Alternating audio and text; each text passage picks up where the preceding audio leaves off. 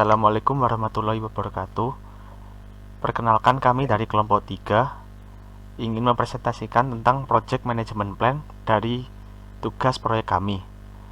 Pertama, perkenalkan diri. Nama saya Aksal Feromat Aryan Pratama dan teman saya Alan Alan Perdana Timur. Dan saya Livia Yurika Kuril Maula dari jurusan Teknologi Informasi Program Studi D4 Teknik Informatika Politeknik Negeri Malang, kelas 2A, TI 2A. Yang pertama, daftar isi. Pertama, introduction project. Yang kedua, project management approach. Yang ketiga, project scope. Yang keempat, milestone list. Yang kelima, schedule baseline and work breakdown structure. Yang keenam, change management plan. Yang ketujuh, communication management plan. Yang kedelapan, cost management plan. Yang kesembilan, procurement management plan. Yang ke-10, project scope management plan. Yang ke-11, schedule management plan. Yang ke-12, quality management plan. Yang ke-13, risk management. Keempat, risk register. Yang kelima, staffing management. Yang ke-16, resource calendar. Yang ke-17, cost baseline. Yang ke-18, quality baseline. Yang ke-19, sponsor acceptance.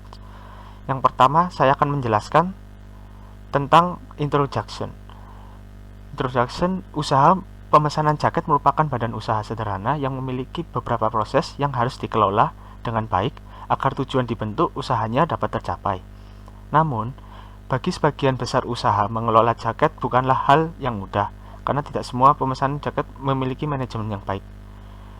Website Siparajek ini berfungsi sebagai penyedia keefektifan dan keakuratan dari proses bisnis, di mana pada sistem manual sering terjadi kesalahan dalam memasukkan data, membutuhkan banyak waktu dan tenaga, serta adanya risiko kehilangan data karena sistem keamanan pada sistem manual masih sangat minim. Oleh karena itu, dengan adanya website ini, diharapkan badan usaha dapat meminimalisir kesalahan yang mungkin terjadi akibat human error atau manajemen yang buruk, sehingga produktivitas penjualan jaket dapat diatur dengan baik dan terhindar dari risiko kolaps. Kemudian, project management approach.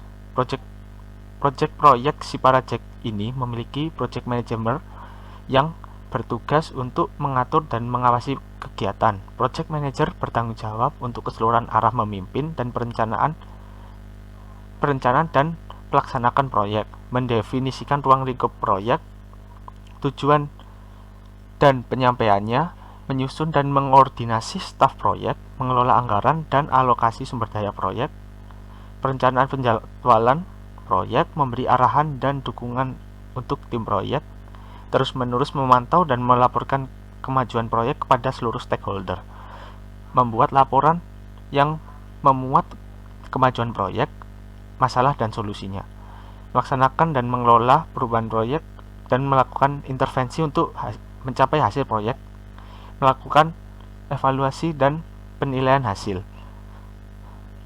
Project manager juga bertanggung jawab terhadap project sponsor, di mana project manager berkomunikasi secara langsung dengan project sponsor dan berdiskusi tentang perkembangan proyek, yang mana hasil dari diskusi tersebut diinformasikan kepada tim proyek dan melakukan koordinasi untuk melakukan perubahan dalam pengerjaan proyek agar mencapai hasil proyek yang dengan baik dan sukses.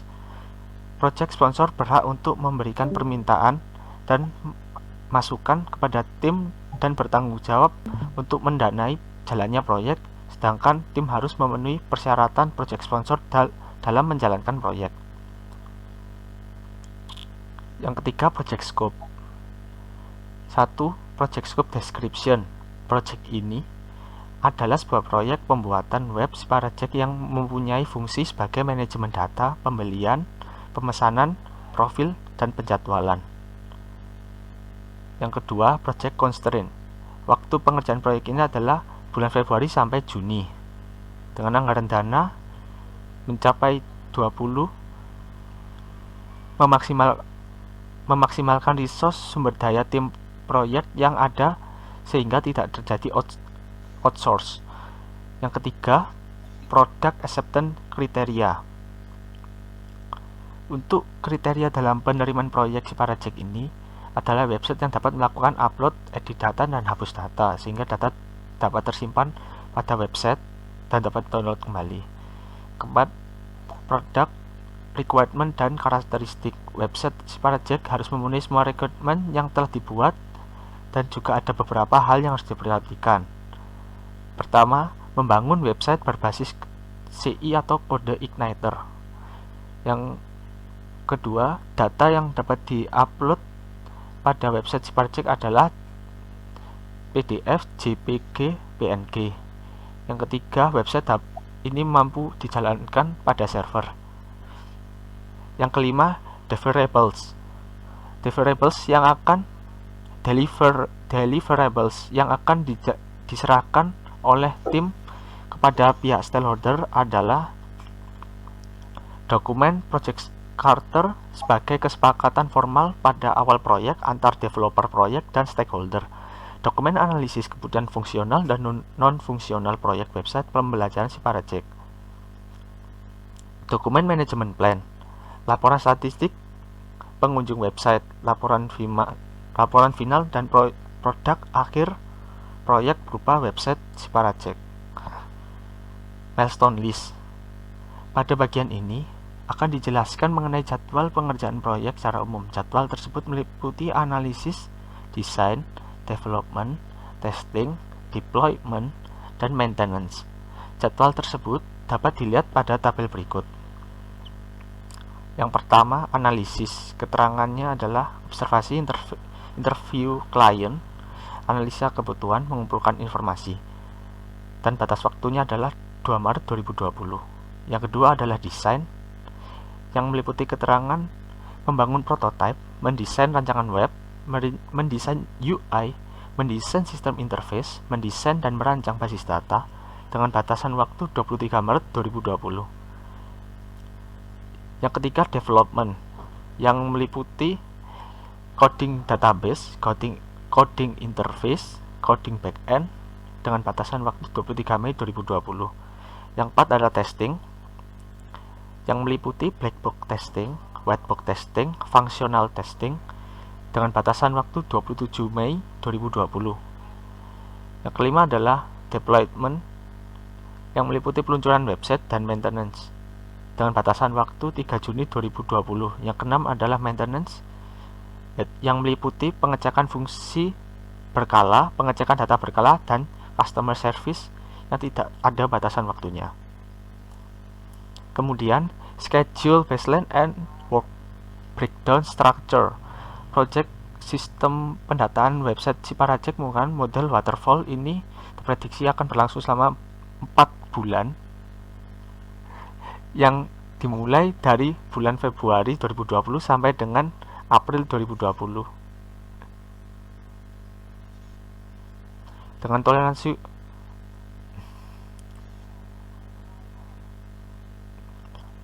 toleransi waktu hingga akhir Mei 2020, dengan jumlah hari kerja sampai selama seminggu adalah 5 hari mulai dari Senin sampai Jumat, dengan alokasi waktu sekitar 3-6 jam per hari seperti gambar berikut.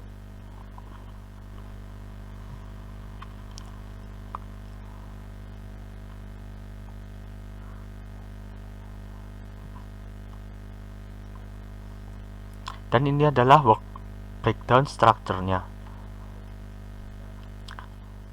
Di website Siparajek ini ada analisis yang meliputi observasi, interview klien, analisis kebutuhan, dan informasi. Kemudian ada desain yang meliputi prototipe, desain rancangan web, desain UI, desain sistem interface, desain basis data. Kemudian ada development yang meliputi coding, database, interface, dan backend. Kemudian ada testing yang meliputi black box, white box, dan fungsional. Yang kelima adalah deployment yang meliputi peluncuran dan maintenance. Yang keenam maintenance yang meliputi cek fungsi berkala, cek data berkala, dan customer service.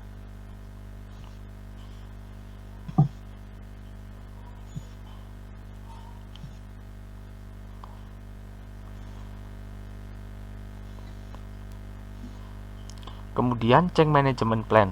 Berikut adalah proses dalam pengembangan proyek si project, mulai dari perubahan dosen analisa sampai perilisan yang akan dilaksanakan dengan tidak meninggal job desk. Yang pertama, mengidentifikasi perubahan yang akan dilakukan. Yang kedua, lakukan komunikasi dengan tim pada proyek. Yang ketiga, ubah proposal dan manajemen plan yang sudah dibuat. Yang keempat, implementasi proyek.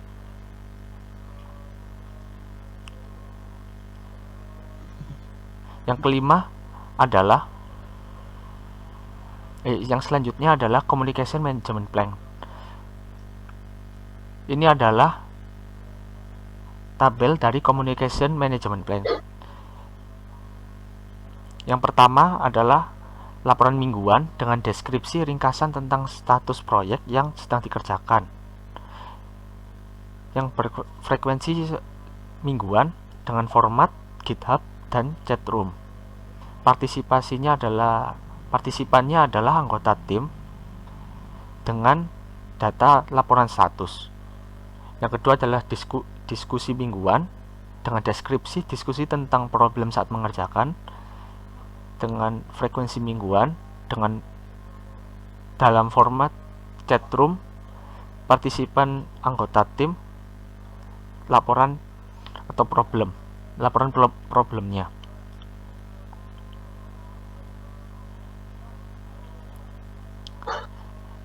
Yang selanjutnya adalah manajemen plan, cost management plan. Manajer proyek akan bertanggung jawab untuk mengelola dan melaporkan biaya proyek selama durasi proyek. Manajer proyek akan menyajikan dan meninjau kinerja biaya proyek selama pertemuan proyek status bulanan. Kinerja keuangan proyek akan diukur melalui perhitungan nilai yang diperoleh yang berkaitan dengan akun biaya proyek.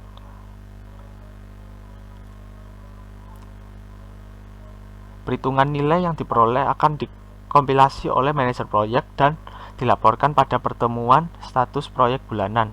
Jika ada indikasi bahwa nilai ini akan mendekati dan mencapai tahap kritis sebelum pertemuan berikutnya, manajer proyek akan segera mengkomunikasikan hal ini pada sponsor proyek. Penjelasan berikutnya akan dijelaskan oleh Livia.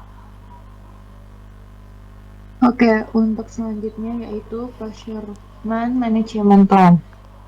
Manajer proyek akan memberikan pengawasan dan manajemen untuk semua kegiatan pengadaan di bawah proyek ini. Manajer proyek berwenang untuk menyetujui semua tindakan pengadaan. Setiap tindakan pengadaan yang melebihi jumlah ini harus disetujui oleh sponsor proyek. Sementara proyek ini tidak ada pengadaan, dalam hal pengadaan diperlukan manajer proyek akan bekerja dengan tim proyek untuk mengidentifikasi semua barang atau jasa yang akan dibeli untuk keberhasilan penyelesaian proyek. Dalam hal pengadaan menjadi perlu, manajer proyek akan bertanggung jawab untuk mengelola vendor atau sumber daya eksternal yang dipilih. Manajer proyek juga akan mengukur kinerja yang terkait dengan vendor yang menyediakan barang dan atau layanan yang diperlukan dan mengkomunikasikannya kepada kelompok pembelian dan kontrak.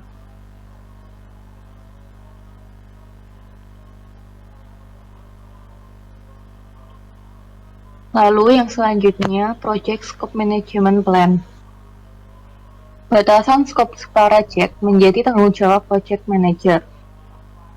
Untuk permintaan perubahan skop akan diserahkan kepada project manager. Sebelum ditindaklanjuti, perlu ditinjau ulang permintaan perubahan tersebut. Lalu, setelah benar, maka dikirimkan ke sponsor dan Dewan Kontrol Perubahan. Jika mereka menyetujui, maka project manager akan melakukan update tentang skop kepada anggota. Sponsor proyek bertanggung jawab untuk secara resmi menerima hasil akhir proyek. Penerimaan ini akan didasarkan pada tinjauan semua dokumentasi proyek, hasil pengujian, hasil uji coba beta, dan penyelesaian semua tugas atau paket pekerjaan dan fungsionalitas produk. Pada proyek kami akan dilakukan untuk membatasi skop pengerjaan proyek perangkat lunak dengan cara sebagai berikut. Yang pertama, mendefinisikan skop. dengan membatasi rumusan masalah yang dibahas seperti yang sudah dimasukkan ke dalam dokumen proposal. Kemudian membuat WBS. Kami telah membuat WBS untuk anggota setiap tim supaya dapat melakukan koordinasi terhadap pekerjaan atau tugas yang dilakukan. Ini merupakan tugas dan durasi waktu untuk setiap anggota tim. Lalu yang ketiga, mengontrol skop. Kami melakukan laporan secara mingguan terhadap proyek yang telah dibuat, sehingga kita dapat melakukan review terhadap progres yang sudah dikerjakan.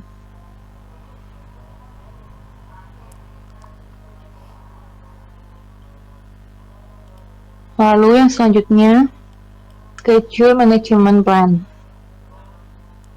Peran dan tanggung jawab setiap anggota proyek kepada pengembangan si Parajek untuk menyelesaikan tugas sesuai dengan job desk dan jadwal yang telah ditentukan dalam bentuk Gantt chart yang sudah dibuat. Untuk Axel, sebagai front-end developer bertanggung jawab dalam pembuatan tampilan yang sesuai dengan standar supaya tujuan dari aplikasi dapat tersampaikan kepada pengguna. Lalu, Alan, sebagai back-end developer bertanggung jawab dalam pembuatan sistem yang akan digunakan oleh pengguna. Pastikan tidak terdapat celah yang secara langsung maupun tidak langsung merusak sistem dari web itu sendiri. Sylvia, sebagai front-end developer, bertanggung jawab dalam membuat rancangan desain yang sesuai dengan standar, melakukan riset pemilihan untuk tampilan dan pewarnaan supaya pengguna dapat mengakses si Parajek secara jelas. Lalu, quality management plan. Kualitas dari setiap software diperlihatkan dari setiap laporan-laporan yang dibuat secara mingguan. Bila dirasa kualitas software masih kurang dapat dilakukan perbaikan pada software yang ada dengan melakukan kembali analisa terhadap pengujian software oleh tim project manager. Untuk memenuhi standar kualitas, maka kami melakukan langkah berikut. 1. Melakukan analisa permasalahan. 2. Melakukan desain sistem antarmuka dan database. 3. Melakukan pembuatan program si Parajek. 4. Melakukan testing program si Parajek. 5. Membuat dokumentasi pada setiap session pengguna maupun admin. 6. Untuk menghasilkan kualitas software yang baik, langkah-langkah di atas perlu dikomunikasikan dan dikontrol. Apabila terdapat permintaan untuk melakukan penambahan maupun perbaikan fitur yang sudah dibuat, kami sebagai anggota proyek bertanggung jawab untuk menganalisa kembali bersama anggota tim lainnya dan melakukan perubahan pada dokumen manajemen plan maupun dokumentasi yang sudah dibuat.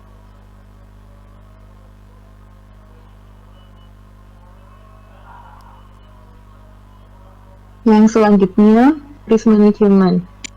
Yang pertama, risk management approach. Pendekatan yang telah dibutuhkan untuk mengelola resiko proyek ini termasuk proses dengan metode di mana tim proyek mengidentifikasi, menilai, dan meranking berbagai macam resiko. Manajer resiko akan memberikan update status di dalam resiko yang ditugaskan kepada mereka dalam email setiap 2 minggu sekali. Setelah proyek selesai, manajer resiko akan melakukan analisa setiap resiko yang nantinya analisa tersebut akan mengidentifikasi perbaikan-perbaikan yang dapat dibuat oleh proses manajemen resiko untuk proyek-proyek selanjutnya. Lalu yang kedua, risk identification. Identifikasi resiko dilakukan pada saat pertemuan resiko proyek penilaian awal. Anggota tim dipersilahkan untuk mencatat apa-apa saja yang resiko mungkin terjadi. Semisal expert interview. 2 expert interview ini diadakan untuk proyek. Wawancara ini mengungkapkan beberapa resiko yang kemudian dikurangi dengan melakukan perubahan dengan rencana proyek. Resiko yang tersisa termasuk daftar resiko. Lalu penilaian risiko rapat. Pertemuan penilaian risiko diadakan dengan anggota tim utama dan stakeholder. Risiko yang diidentifikasi selama pertemuan ini ditambahkan dengan rencana proyek dan daftar risiko. Lalu, historical review of similar project. Proyek tim memberikan review sejarah dari proyek yang memiliki kemiripan dengan tujuan untuk menentukan resiko-resiko paling umum dan strategi yang digunakan untuk mitigasi resiko-resiko tersebut. Berikut identifikasi risiko pada proyek kami. 1. Masalah komunikasi antar anggota tim. 2. Terjadinya masalah saat mengerjakan proyek. 3. Kesalahan memasukkan data. 4. Kesalahan untuk desain antarmuka. 5. Estimasi penyelesaian proyek mungkin yang mengalami perubahan. Yang terakhir, server down. Lalu, setelah penyelesaian proyek, selama proses penutupan, manajer proyek akan menganalisis setiap resiko serta proses manajemen risiko. Berdasarkan analisis ini, manajer proyek akan mengidentifikasi setiap perbaikan yang dapat dilakukan untuk proses manajemen risiko untuk proyek masa depan. Perbaikan ini akan ditangkap sebagai bagian dari dasar pengetahuan yang dipelajari. Untuk selanjutnya akan dilanjutkan oleh teman saya. Untuk register, yang pertama adalah identifikasi permasalahan teknologi yang dikembangkan. Probability-nya adalah banyak permasalahan pada template pada bagian front-end. Lalu kemudian adalah teknologi kode igniter dengan Node.js terkadang mengalami bug sehingga mengganggu pihak back-end. Untuk bagian impact sendiri ada 3, yaitu adalah scope, quality, dan schedule, dan cost. Pada scope, yaitu kinerja anggota tim kurang bisa maksimal dalam menyelesaikan proyek. Lalu untuk quality adalah tampilan tidak sesuai ekspektasi dan fungsi fitur tidak berfungsi sesuai rencana. Pada bagian schedule memerlukan waktu lebih untuk melakukan penyelesaian. Cost-nya sendiri tidak dihitung. Lalu pada skornya adalah sedang. Untuk respon, yaitu untuk pengembangan teknologi yang digunakan, kami melakukan pencarian referensi online yang tersedia di internet, terutama pada pengembangan back-end. Hal ini merujuk pada sisi back-end sehingga bisa mengaplikasikan secara tepat dan lebih optimal dalam testing. Lalu untuk yang kedua adalah untuk pengembangan teknologi front-end, kami meminta saran dan masukan terhadap apa yang telah dibuat kepada teman dan mentor yang menguasai bidang front-end. Lalu untuk nomor 2 adalah fungsionalitas untuk pengguna. Pada probability-nya adalah kemungkinan fitur melakukan upload desain akan sulit diakses dikarenakan sehingga terjadinya error. Lalu pada bagian impact di scope, yaitu tidak bisa melakukan upload desain independen. Lalu pada quality, berkurangnya fitur pada website. Dan pada bagian schedule, memerlukan beberapa waktu untuk fixing. Cost-nya sendiri tidak ada. Lalu untuk skornya adalah tinggi. Untuk responnya, fixing fitur tersebut merupakan salah satu prioritas tertinggi tim saat ini. Dengan mencari search di internet yang bisa membantu fixing dengan cepat selesai.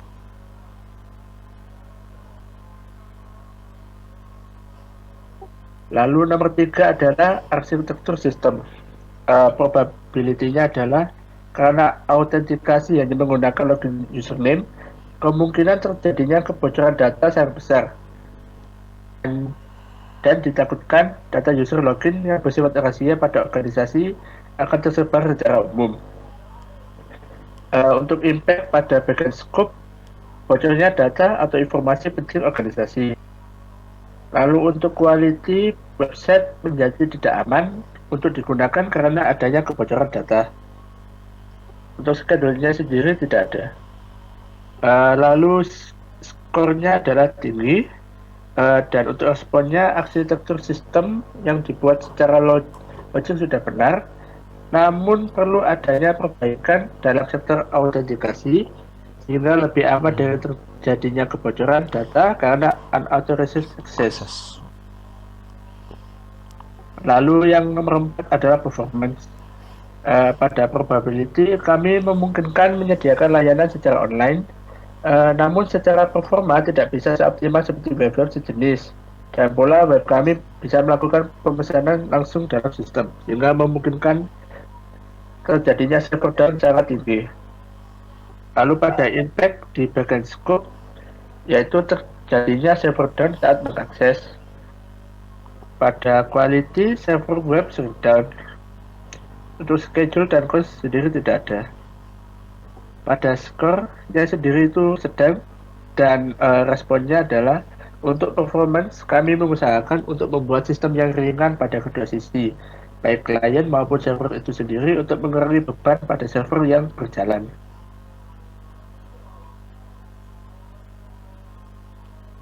Staffing management.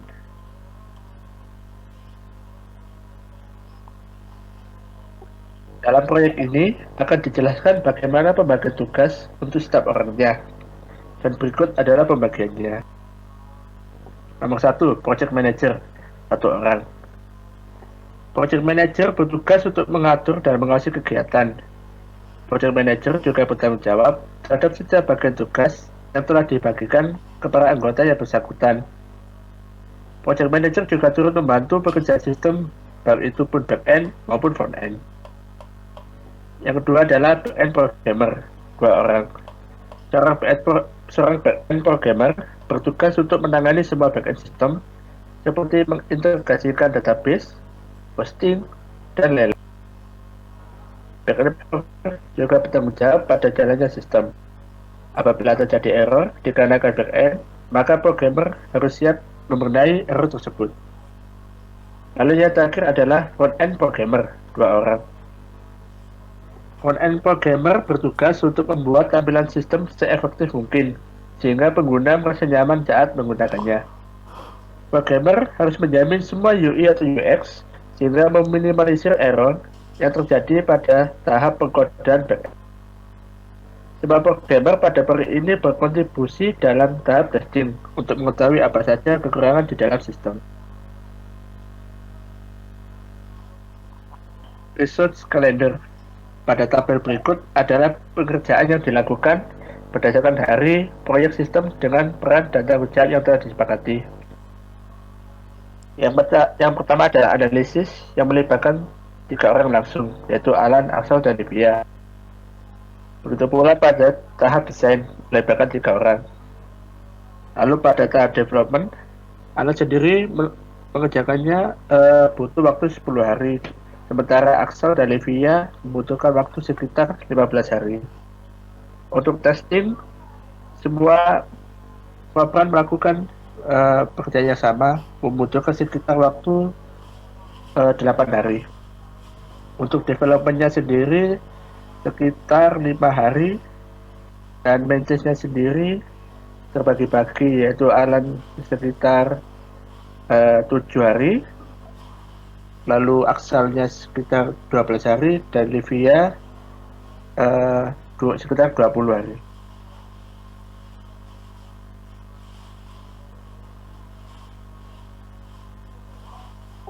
Cost baseline. Bagian ini berisikan biaya proyek si project dari mulainya proyek hingga berakhirnya proyek. Biaya yang telah ditentukan pada proyek ini telah disesuaikan dengan hasil dan kualitas software yang telah dihasilkan. Berikut adalah detailnya. Yaitu nomor 1 adalah analisis dengan harga sekitar Rp100.000 untuk meliputi analisis kebutuhan sistem dan biaya pendukung lainnya. Yang kedua adalah desain dengan harga sekitar Rp250.000, yaitu meliputi desain tampilan, database, dan alur sistem. Yang ketiga adalah development, seharga Rp750.000, yaitu meliputi pengkodingan front-end dan back-end, setiap fitur juga keamanan. Lalu pada testing, seharga Rp200.000, yaitu untuk mentesting berjalan atau tidaknya setiap fitur. Yang kelima adalah deployment, seharga Rp500.000, meliputi pembuatan dokumen dan penyerahan kepada project sponsor. Lalu yang terakhir adalah maintenance seharga 450.000,